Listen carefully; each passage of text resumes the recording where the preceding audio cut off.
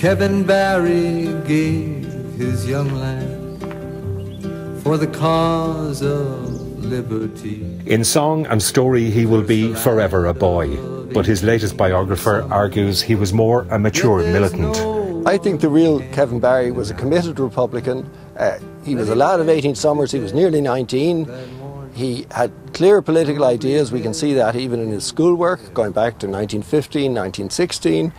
He was willing to go out and fight and go out and die, and if necessary, kill on the way for Ireland. Barry was part of an IRA ambush party intending to relieve British soldiers of their weapons at a Dublin bakery. Barry was found under a lorry with his gun jammed and was tried for the murder of a soldier almost 4 years younger than himself. I heard a shot. Next what I saw Kevin under the lorry where his revolver jammed. Kevin Barry was just one of 10 men executed at Mountjoy during that period. So who were the other 9? Why were they forgotten? And why did it take almost 80 years for their bodies to be exhumed from Mountjoy and reburied?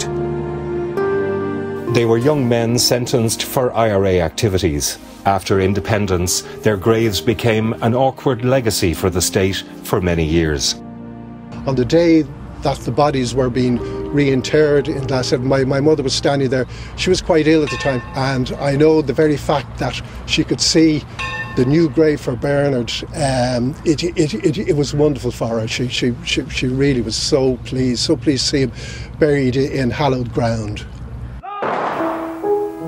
I suppose at the time they became very well known because of the very public nature of their executions, but over time that knowledge amongst the public did diminish, and certainly today what we try and do is tell as many of their stories as possible. Donald Byrne, RTE News, Dublin.